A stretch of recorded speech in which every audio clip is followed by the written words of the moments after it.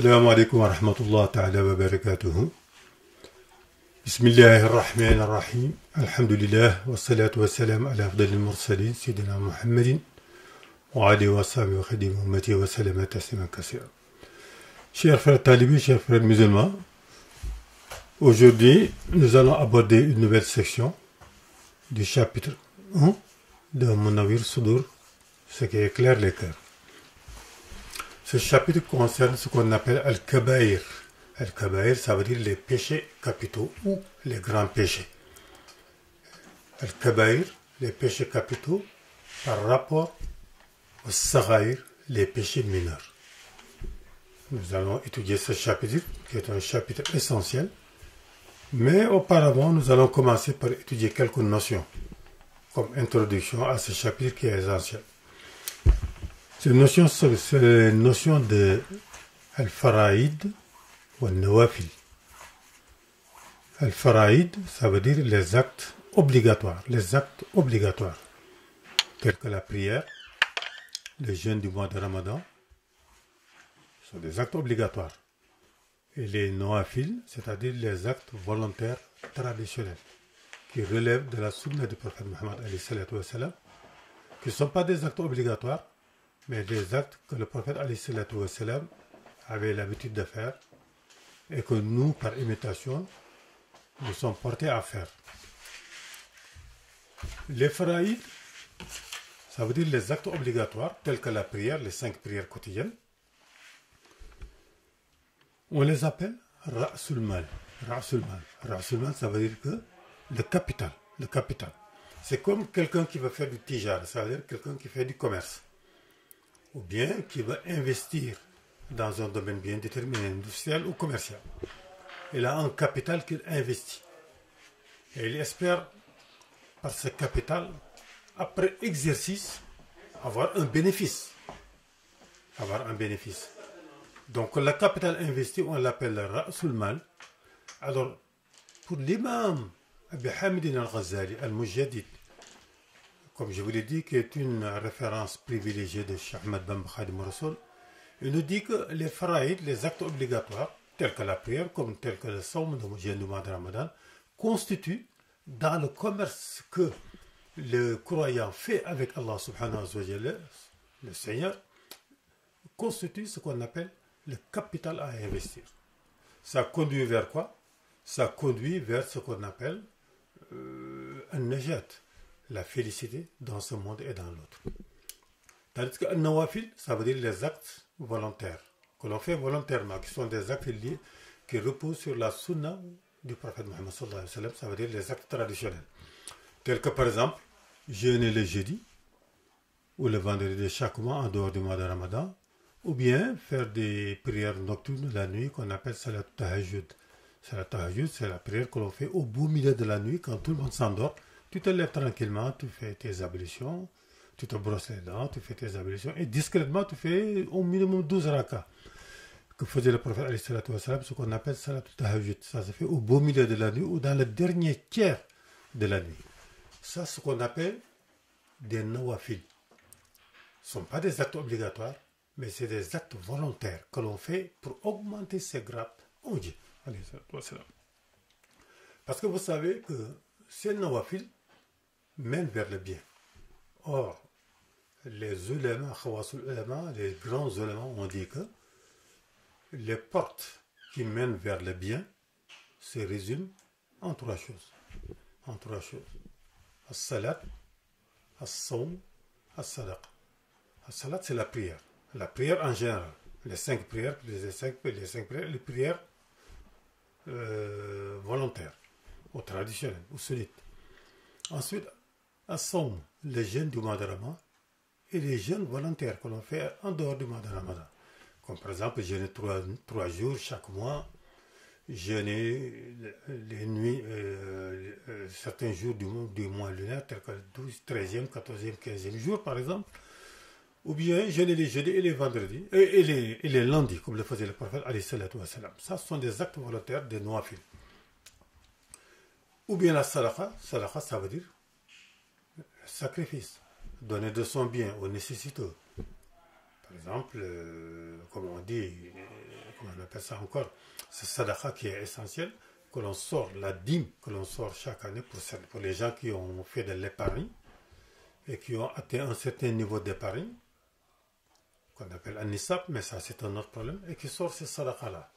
Sadaqa, c'est un sacrifice. C'est quelque chose que vous donnez à un nécessité. Il dit que voilà les trois portes qui mènent au bien, le bien, al khair.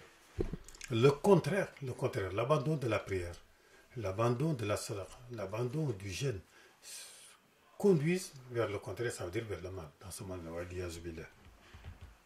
Alors, donc, les faraïd, si vous allez dans un hadith du prophète, les actes obligatoires, il dit que ma taqarraba ilayya al-mutaqarribun bi misli ada'i maftaratu alayhim.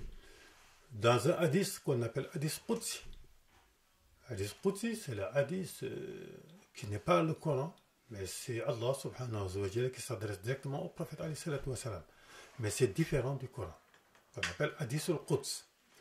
Dans un hadith du Quds, il est rapporté par le prophète alayhi salatu wa salam qu'Allah, Dieu subhanahu wa ta'ala a dit que le serviteur d'Allah, s'approche mieux d'Allah que par les actes obligatoires. Donc la prière, le jeûne du mois de Ramadan, le pèlerinage à la Mecque, la zakat, etc. C'est pas ces actes qu'on s'approche d'Allah, subhanahu wa ta'ala. Ce sont des actes obligatoires. Mais c'est par les nawafil, les actes volontaires, que l'on s'approche de plus en plus vers Allah, subhanahu wa ta'ala.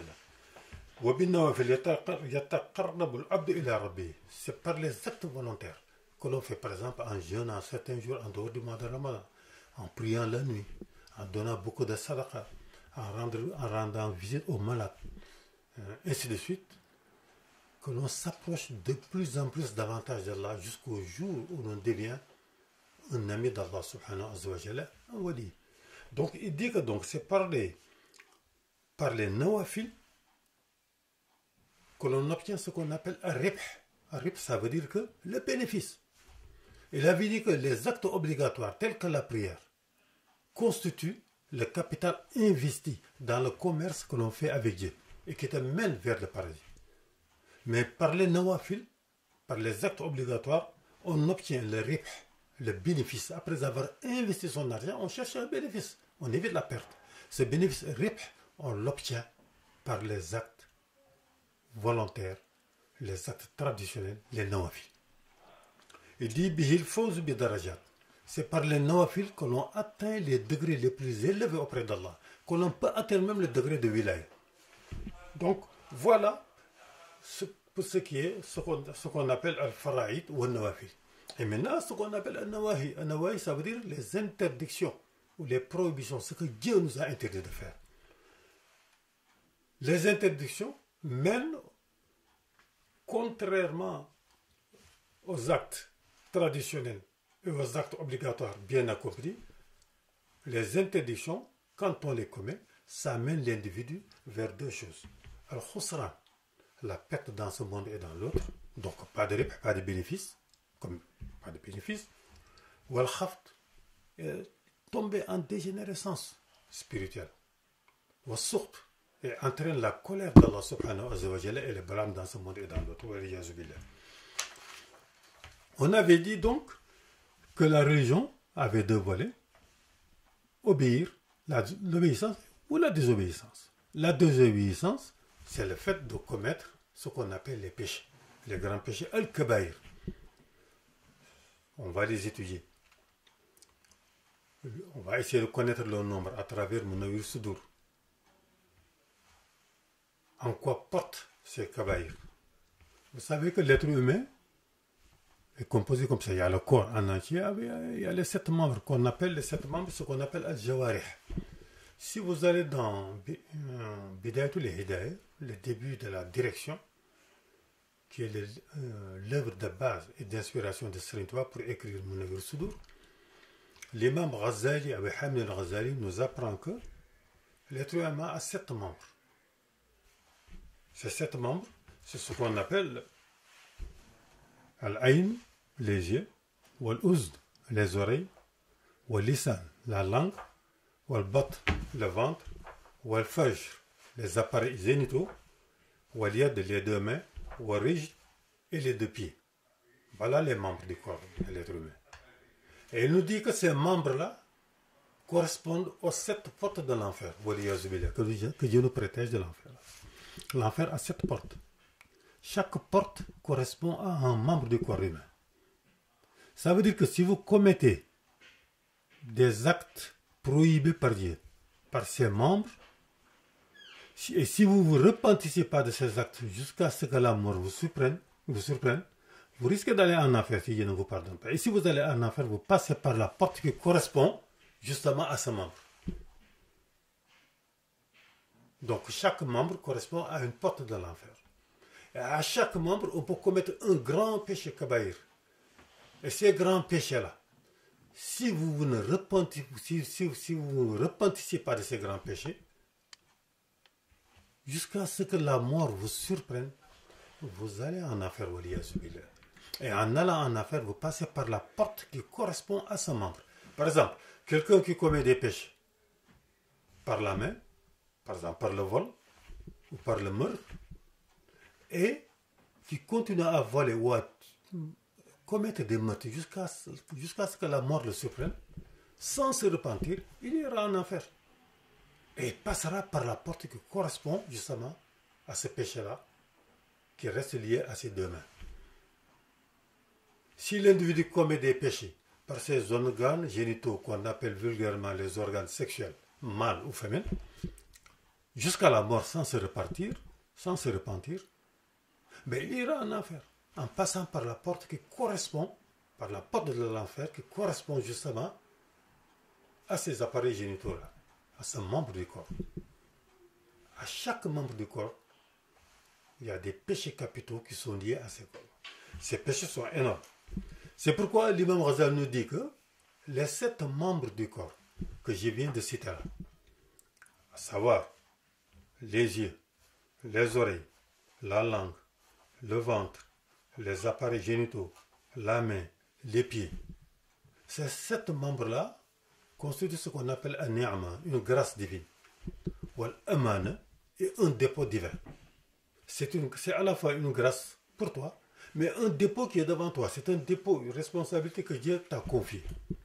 Si vous allez dans le Coran, dans un verset du Coran, Allah subhanahu wa ta'ala nous dit que le dépôt a été proposé aux cieux, à la terre et aux montagnes.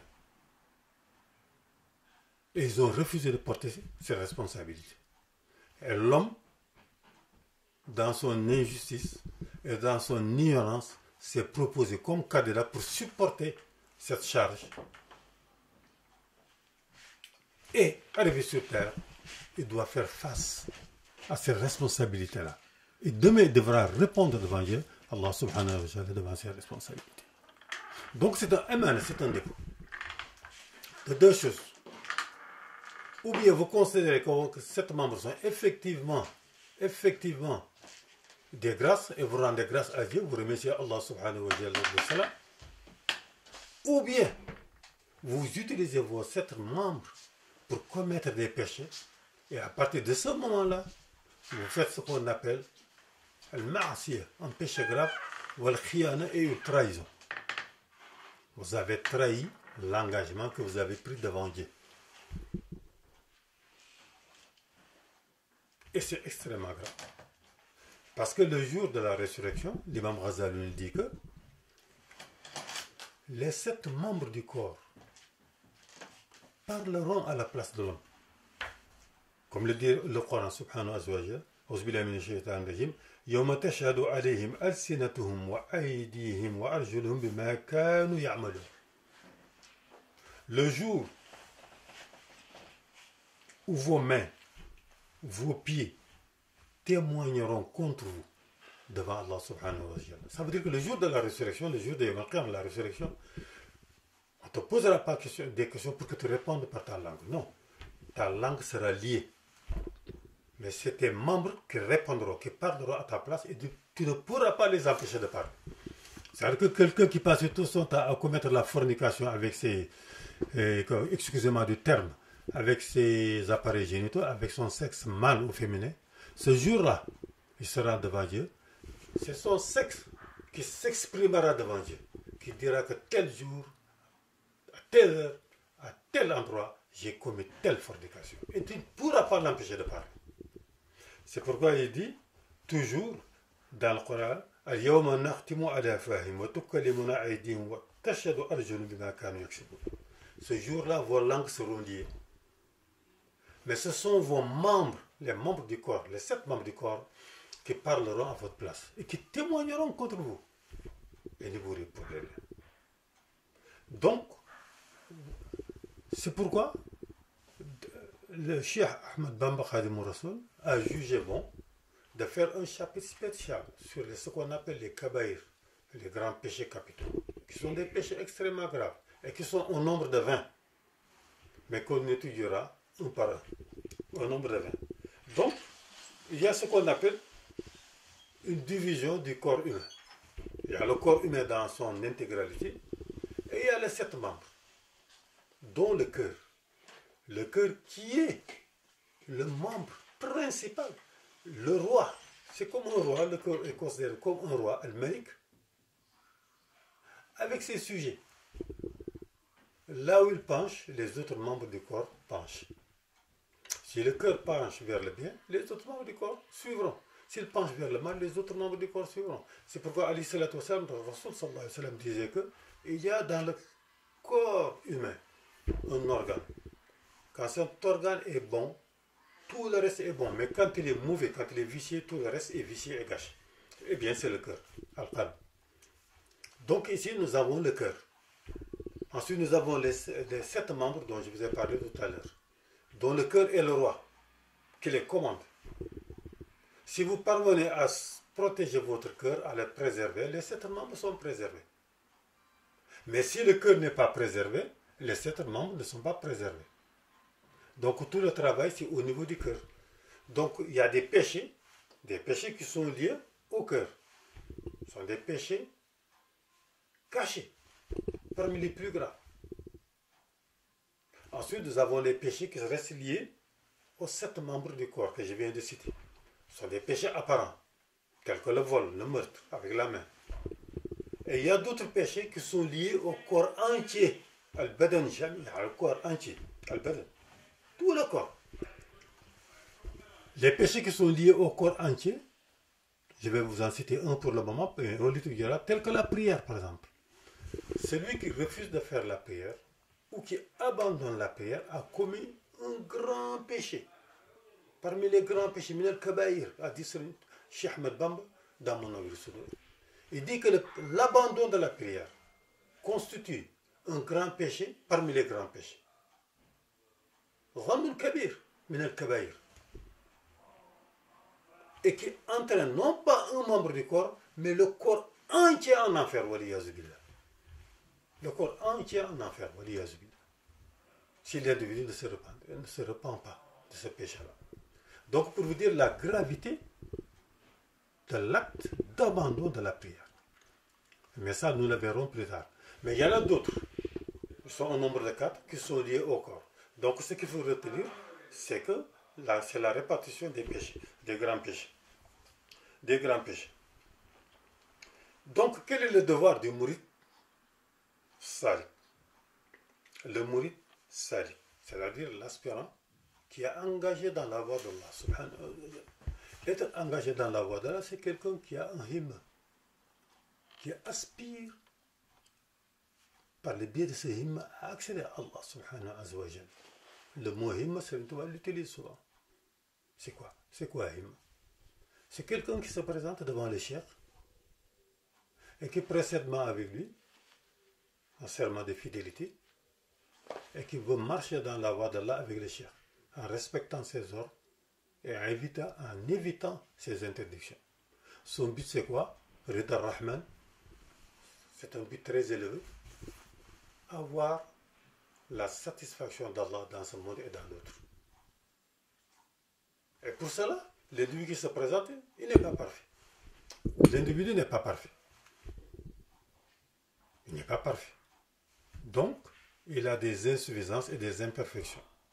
Le cheikh, quand il est un cheikh kamil, un cheikh tarbiya kamil, Allah subhanahu wa ta'ala lui montre les imperfections de ce mouride et il corrige ces imperfections. Il le guérit de tous ces maux qui l'empêchent d'aller vers Allah subhanahu wa ta'ala. Quand il sera complètement guéri de ses imperfections, il pourra faire son ascension vers Allah et atteindre son himma, son objectif. C'est ça. Donc, c'est ça l'objectif du mouride. Or, ce mouride-là, donc, a un dilemme devant lui. Ce dilemme, c'est quoi? D'abord, hifz jami' abadan. C'est protéger son corps en entier. En entier. Min al-ma'asi, des interdictions d'Allah. Faire que son corps ne soit pas entraîné vers les interdictions d'Allah. Je vous ai dit tout à l'heure qu'il y a des péchés graves qui sont liés au corps entier, tels que l'abandon de la prière. Ça entraîne tout le corps vers l'enfer, waliyazubillah, si Dieu ne pardonne pas, waliyazubillah. Donc, hifz jami' al-badan. Premier devoir du mourid aspirant, c'est de protéger tout son corps comme étant un dépôt divin. Ensuite, khususan a'da' as-sab'a. Ensuite, protéger les 7 membres du corps que je viens de vous citer. Protéger son corps en entier pour ne pas tomber dans les péchés qui entraînent le corps en entier vers l'enfer, et protéger ces 7 membres pour ne pas tomber dans un péché ou des péchés qui entraînent tel membre vers l'enfer. Vous savez, dans les écrits des anciens, ils ont dit que on a demandé, à Nabiullah, messager d'Allah, Isa ibn Maryam, Jésus fils de Marie al-Masih, pourquoi on coupe la main des voleurs. La main des voleurs. On commet ce péché grave par la main. Il aurait répondu, reste à vérifier, Allah Ta'ala alam, il aurait répondu, il vaut mieux avoir un membre du corps amputé, donc coupé, que d'avoir tout le corps jeté en enfer. Ça veut dire que si vous commettez un péché grave par la main, par exemple le vol, il vaut mieux qu'on te coupe la main que de voir tout le corps jeté en enfer. Parce que si on te coupe la main et si tu te repentis, tu es sauvé pour demain, de l'enfer.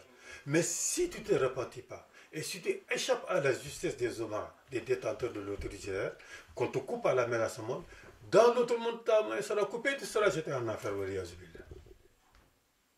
Si tu échappes à l'autorité des judiciaires dans ce monde, à l'autorité judiciaire dans ce monde, dans un pays où il y a la loi islamique, si tu refuses de prier, si on t'accorde un délai jusqu'à la fin de ce délai sans que tu pries, on risque de t'exécuter. Mais si on ne le fait pas, si tu meurs dans ces conditions, le corps entier sera jeté en enfer. Et dans un enfer terrible qu'on appelle Saqar, pour les gens qui ont abandonné la prière. Que Dieu nous en préserve. Donc aujourd'hui, grosso modo, il fallait faire, comment dirais-je, une distinction nette entre ces notions de faraïd, les actes obligatoires, notion de nawafil, les actes volontaires traditionnels, les grands péchés par rapport aux petits péchés, et qui sont en nombre grand, et les divisions des grands péchés par rapport au corps de l'être humain, le corps en entier et les différents membres, et les péchés qui sont liés au cœur. Donc la prochaine fois, Inch'Allah, nous allons aborder cette étude, puisque cette introduction nous servira d'éclairage à ce qui va suivre. Nous allons étudier les différents péchés qu'on appelle les péchés grandioses, les grands péchés, al-kaba'ir, qui conduisent forcément en enfer si on ne se repentit pas de ces péchés. Inch'Allah, nous allons les étudier, puisque nous avions déjà étudié la tawba, le repentir, et les différents degrés du repentir, et comment se repentir de ces péchés. Vous avez dit que le Cheikh Ahmed Bamba, Khadim Rassoul, avait dit que se repentir d'un acte interdit par Allah subhanahu wa ta'ala, c'est comme si tu avais posé ton pied sur une braise ardente. Tu lèves le pied immédiatement, parce que tu as mal.